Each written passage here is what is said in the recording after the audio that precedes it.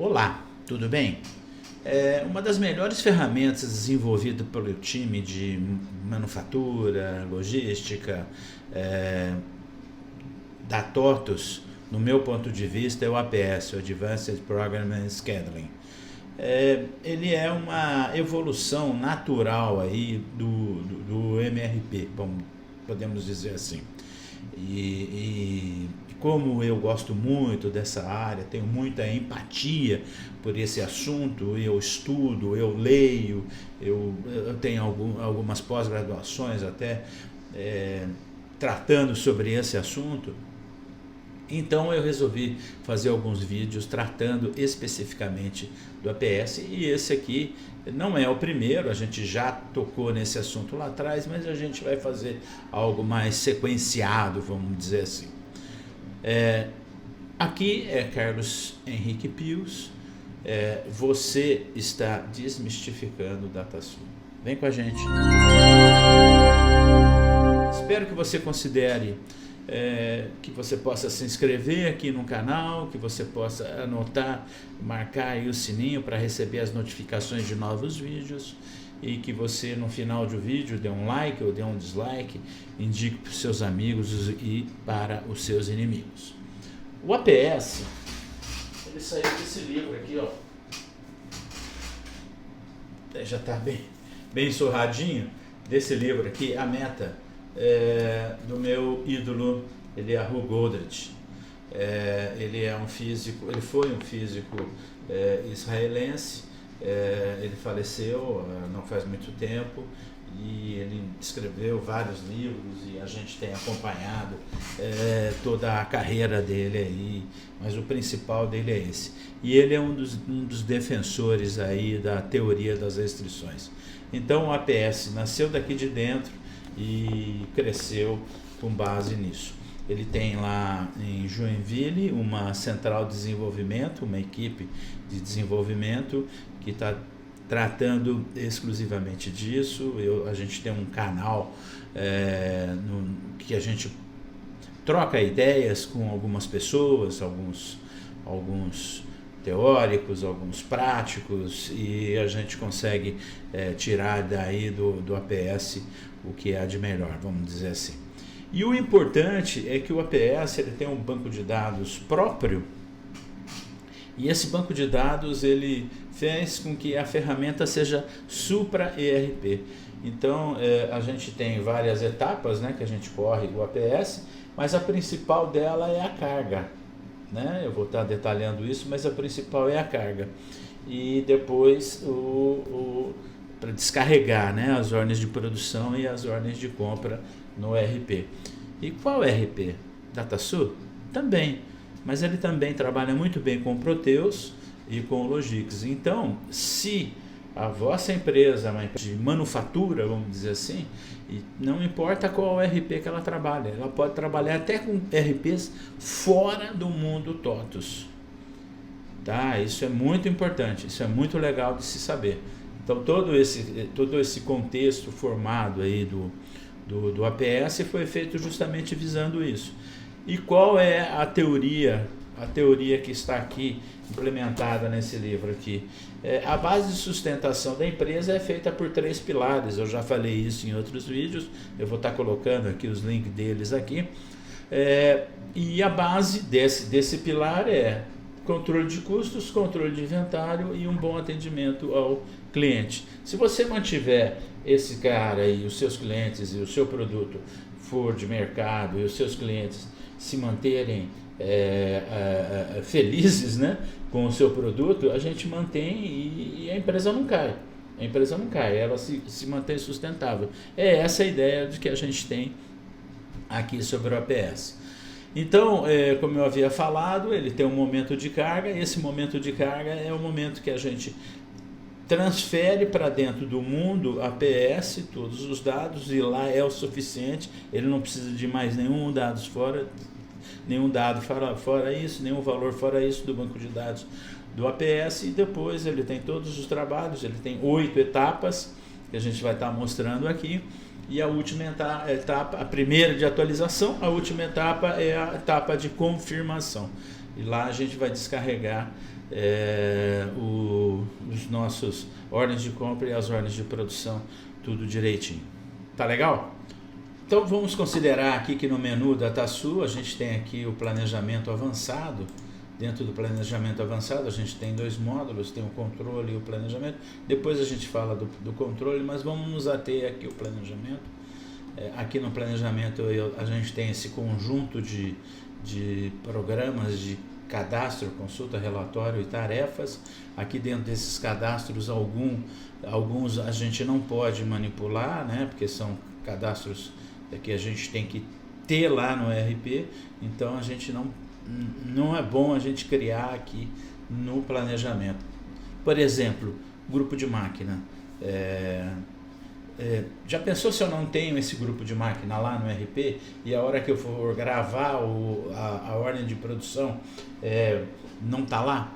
Então, um outro exemplo, item. Eu não tenho item, eu vou gravar, vou criar, vou entrar com um item aqui, vou cadastrar um item aqui, e a hora que eu for cadastrar minha ordem de compra, não tem um item lá. Então, a gente não tem o botão de inclusão, a gente só tem o botão de... a gente só trabalha na importação dele. Então, toda essa carga que a gente comentou no começo, ela é feita através do programa CD 0200, aqui na barra de tarefa, CD 0200. E dentro desse programa aqui, é a primeira fase, né? O que eu vou importar? Eu vou importar estruturas, operação, ordem de produção, ordem de compra, pedidos, saldos, débitos, item de débito direto, configurado, fornecedores, calendário, ferramentas, grupo de máquina, depósito, centros de trabalho, todos esses caras aqui, nós vamos estar considerando até as ferramentas de redução de setup, matriz de redução de setup,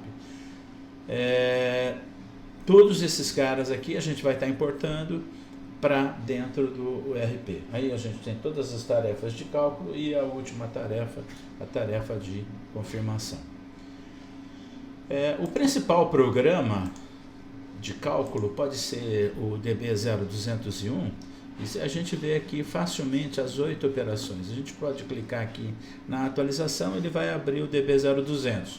Aí depois a gente pode ir de passo a passo até a confirmação. Ou a gente pode vir aqui e definir a partir do planejamento até onde a gente quer ir. Uma vez que a gente vai passando por esses passos, vão abrindo as consultas conforme os passos que a gente passou. Brevemente eu vou falar sobre eles, mas existe uma FAQ que eu vou deixar aqui, explicadas aqui, o que cada etapa faz. Então o que o planejamento faz? Muito simples, é o planejamento de demanda. Eu vou lá, pego o meu estoque que eu tenho, que eu importei de lá, né, na atualização, e vou fazer uma explosão contra os 2 tipos de demanda, essencialmente 2 tipos. Tem mais tipos, mas essencialmente 2 tipos de demanda, que são as previsões de venda e os pedidos de venda. Então, o que é previsão de venda? Normalmente é para a empresa que trabalha MTS, Make to Stock. E o pedido de venda? Aí já é importante para empresas que trabalham MTO, Make to Order. Então, essencialmente, se eu trabalho, eu ainda posso ter misto, ainda posso ter um ambiente misto. Algumas coisas eu trabalho MT, alguns itens eu trabalho MTS e MTO. Bom, eu começo a fazer a explosão, eu vejo o que eu tenho em estoque, o que eu não tenho em estoque, e eu vou ver se tem uma ordem de produção amarrada para ele. Se não tem uma ordem de produção amarrada firme para ele, eu vou fazer uma planejada. E a partir dela, eu vou explodir para os demais até chegar nas ordens até chegar nos itens comprados. Essa é a fase de explosão. Então explosão é MRP? Isso, explosão é MRP. É isso aí. Então, até a fase de explosão, eu tenho o antigo MRP. Para quem serve o APS? Para toda empresa de transformação que queira trabalhar na teoria das restrições em cima da teoria do próprio livro da Meta, em cima dos 3 pilares da sobrevivência e a teoria das restrições. Nós vamos estar vendo aqui. Para quem não interessa o APS? Empresas que não são transformadoras, que não trabalham com esse trio, ou que trabalham com produtos únicos, né? Por exemplo, eu tenho uma fábrica que ela engarrafa Coca-Cola, só Coca-Cola. Então, o que eu fizer de Coca-Cola, ele vai sair e eu vou jogar para o mercado. Eu não tenho gargalo. O meu gargalo é, no máximo, uma máquina quebrada, etc, etc. Empresas mineradoras que extraem somente um produto, né? Lá tá o minério de ferro, bauxita, seja lá o que for. Talvez não se encaixe aí na necessidade do APS. Agora, para quem um APS serve? Quando eu tenho uma diversidade maior de produtos, quando eu tenho uma estrutura de produtos mais ou menos extensa, pode até ser curta, mas não tem problema nenhum. Eu tenho um mercado pré-definido e eu quero identificar primeiro qual é o meu gargalo, como que eu faço para explorar o meu gargalo, como que eu faço para subordinar os itens do meu gargalo e como que eu faço para procurar um gargalo novo, e assim eu vou até jogar o meu gargalo para o mercado. Quer dizer, no dia que a minha empresa não tiver mais gargalo na sua produção, o meu gargalo é o mercado. Aí é o marketing que tem que se virar em vender mais.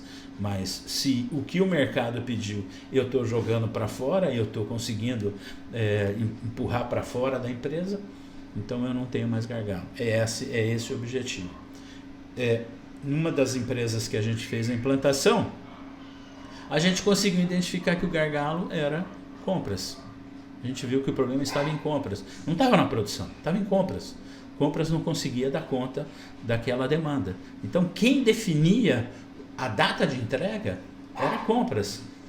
O estoque, né? E compras. E aí o que a gente fez? A gente explorou compras, a gente conseguiu rever os processos de compras e com isso a gente conseguiu explorar um pouquinho mais, identificar e assim a gente está crescendo. Então o trabalho do APS, eu sempre costumo dizer que é um trabalho de PDCA. A gente vai planejar as nossas atividades, a gente vai executar nossas atividades, nós vamos checar nossas atividades, nós vamos agir em cima da correção das nossas atividades e vamos planejar de novo e vamos o tempo todo. Por isso que eu advogo que o APS tem que ser calculado diariamente. Então, não, mas o meu tempo de cálculo demora 12 horas, então a gente precisa rever, a gente precisa trabalhar isso daí, porque não pode demorar 12 horas um cálculo. Mas eu tenho muito ferramenta secundária, recurso secundário, etc, etc. Então, nesse momento, nós precisamos rever. Então, a gente vai ter que, eu sempre digo, né? O ótimo é inimigo do bom. Então, a gente vai ter que rever as nossas estruturas, rever os nossos trabalhos, para depois a gente voltar ou num computador mais rápido, ou andar na nuvem, ou processar na nuvem, sei lá, alguma coisa nesse sentido, mas nós vamos ter que fazer. Não dá para demorar mais que 6 horas para fazer um cálculo. O ideal é 1 hora, 2 horas, 3 horas, já pode se preocupar que não está normal isso aí não está normal. Tá legal? Então vamos lá. Aqui para dentro do produto, o que a gente tem? A gente tem o menuzinho dele aqui. Vamos começar pelo principal, que é o cenário de planejamento. Esse cara aqui, ele é muito parecido, ou ele é o PL 0501 lá do MRP. Voltando, né? Quem é que está eleito a trabalhar com APS? Todo mundo que tem um MRP já consolidado. Não tem problema nenhum. Mas eu não tenho MRP consolidado. Então tá, a gente precisa rever muito os cadastros. São centenas de vetores que todos eles influenciam no nosso resultado. Então vocês podem ver aqui que as pastinhas são muito parecidas do PL 0501. Mas eu não tenho o DataSul como ferramenta.